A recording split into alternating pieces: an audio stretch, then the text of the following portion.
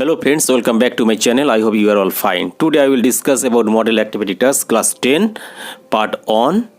তো ভিউয়ার্স, আজকে আমি আলোচনা করব ক্লাস 10 এর মডেল অ্যাক্টিভিটি টাস্ক ও ইংলিশটা নিয়েই। তো শোনো, replace the underline words with suitable phrasal verb from the given list, change the form of the verbs if necessary, write the answers in the given space, one extra phrasal verb is given in the list. এখানে কি বলা হয়েছে যে নিম্নলিখিত শব্দগুলিকে যা replace করো, পরিবর্তন করো, নিম্নলিখিত আন্ডারলাইন শব্দগুলিকে উপযুক্ত ফ্রেজাল ভার্ব ইউজ করে বা গ্রুপ ভার্ব ইউজ করে, যেটা ব্র্যাকেটের মধ্যে দেওয়া আছে, এই বক্সের মধ্যে দেওয়া আছে। এবার যদি প্রয়োজন হয় এই শব্দগুলির এই গ্রুপ ভার্বগুলোর ফর্মটাকেও চেঞ্জ করতে হবে যদি প্রয়োজন হয়। এবার দেখো, এখানে একটা এক্সট্রা, এই বক্সের মধ্যে এক্সট্রা একটা শব্দ দেওয়া আছে।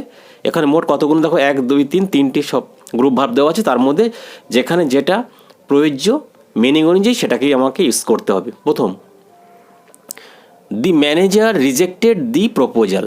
ম্যানেজার রিজেক্ট করলো, বাতিল করলো প্রপোজালটা, তাহলে রিজেক্ট করে দেওয়া হলো। এখানে কী হবে, রিজেক্টেড হচ্ছে গ্রুপ ভার্ব হলো টার্ন ডাউন। কী লিখতে হবে, টার্ন ডাউন। এখানে দেওয়া আছে দেখো, এখান থেকে, তাহলে এটা পাস্ট টেন্সে দেওয়া আছে, তাহলে আমাদেরকে পাস্ট ফর্ম করে নিতে হবে, turn down. She can not tolerate bad habits. সে বাজে অভ্যাসটাকে সহ্য করতে পারে না। তাহলে এই টলারেট মানে সহ্য করা, এর সিনোনিমস হতে পারে গ্রুপ ভার্ব হিসাবে পুট আপ উইথ।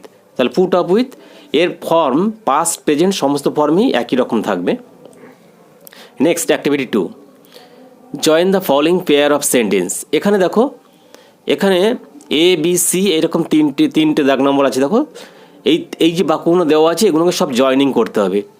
যেভাবে পারো ক্লজ অনুযায়ী জয়েনিং করতে হবে। Walk slowly you will fall. ধীরে ধীরে হাঁটো, ধীরে ধীরে হাঁটো, ইউ উইল ফল, তুমি পড়ে যাবে। তার মানে কী বোঝা যাচ্ছে বাক্যটার মধ্যে? যদি আমরা এরকমভাবে তৈরি করি, যদি তুমি ধীরে ধীরে না হাঁটো তাহলে তুমি পড়ে যাবে। তাহলে বাক্যটা এভাবে লেখো, if you do not walk slowly you will fall. Next, Salma won the first prize, I know it. Salma প্রথম পুরস্কার জয়লাভ করেছিল, আমি এটা জানি।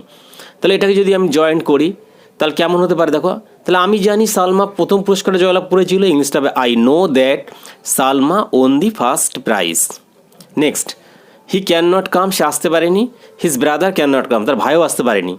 তাহলে এটাকে যদি আমরা কম্পাউন্ডসে আমরা কোঅর্ডিনেট ক্লজ করি, তাহলে নাইদার নট দিয়ে আমরা ইউজ করতে পারি, নাইদার হি নর হিজ ব্রাদার ক্যান কাম। তার ভাইও সেও আসতে পারেনি, তার ভাইও আসতে পারেনি। অ্যাক্টিভিটি 3 দেখো, fill in the blanks with suitable prepositions. এখানে উপযুক্ত প্রিপোজিশন বসিয়ে এই শূন্যস্থানগুলো পূরণ করো। The man sat in the chair. তোমরা সবসময় জানো যে কোনো কিছুর উপরে সাধারণত বোঝালে আমরা স্পর্শ করে আছে, এরকম টাচিং অবস্থায় আছে, অন ইউজ করি। কিন্তু এটাই হচ্ছে একটা গুড ফ্যাক্টর যে আমরা কখনো স্যাট ইন দ্য চেয়ারের ক্ষেত্রে কিন্তু অন ইউজ করি না, আমরা চেয়ারের ক্ষেত্রে অ্যাপ্রোপ্রিয়েট প্রিপোজিশন হিসেবে ইনটাকেই ইউজ করি। The man sat in the chairs. তবে অনেক ক্ষেত্রে তোমরা অন ইউজ করতে পারবে যদি এই চেয়ারের যদি কোনো সাইড না থাকে। সাধারণত চেয়ারের সাইড থাকে, তাই আমরা ইনটাকে ইউজ করি। The boy dived into the river. বালকটি নদীর জলে ডুব দিলে ইনটু হবে। She is going to school, সে স্কুলে যাচ্ছে। এইবার অ্যাক্টিভিটি 4 কী বলা হয়েছে, write a paragraph in about 100 words on the importance of reading newspaper. News পেপারে পড়ার গুরুত্বের উপরে একটা প্যারাগ্রাফ লিখতে হবে 100টা শব্দের মধ্যে। Use the following points. এখানে যে পয়েন্টগুলো দেওয়া আছে সেগুলো নিয়ে তোমায় লিখতে হবে। তাহলে শোনো, importance of reading news paper.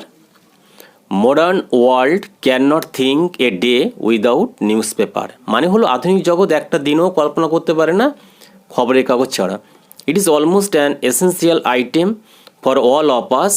এটা আমাদের সবাইয়ের কাছে একটা প্রয়োজনীয় আইটেম, বিষয়। টু কোয়েন্স আওয়ার থার্স্ট, আমাদের তৃষ্ণা নিবারণের জন্য। টু নো দি আননোন, অজানাকে জানার ক্ষেত্রে, জানতে। নাও এ ডেস, আজকাল newspaper place a vital role, pivotal role. আজকাল কী হয়, খবরের কাগজে একটা গুরুত্বপূর্ণ ভূমিকা নিয়েছে বা নেয়। News paper is a paper when defined kinds of news are found. News paper হলো একটা দেখো পেপার যেখানে বিভিন্ন ধরনের সংবাদগুলি দেখা যায়। It is called the store house of knowledge. এটাকে বলা যেতে পারে কি, জ্ঞানের একটা store house. It is a very essential thing, এটা হলো খুব প্রয়োজনীয় একটা বিষয়। We cannot pass a single day without it, আমরা এখন একটা দিনও অতিক্রম করতে পারি না, কাটাতে পারি না এই খবরের কাগজ ছাড়া। We can know the news of home and abroad by reading it, আমরা খবরের কাগজ পড়ে দেশ বিদেশের সংবাদ আমরা জানতে পারি। ইন দ্য হোল ডে, সারাদিন ধরে newspaper, in the whole day newspaper is our friend philosopher, newspaper হলো সারাদিন ধরে আমাদের হচ্ছে বন্ধু এবং দার্শনিক। It bring us the news of what is happening all over the world, সমগ্র জগৎ জুড়ে যা ঘটছে সেটাই সেই সংবাদগুলি আমাদের কাছে এটা নিয়ে আসে।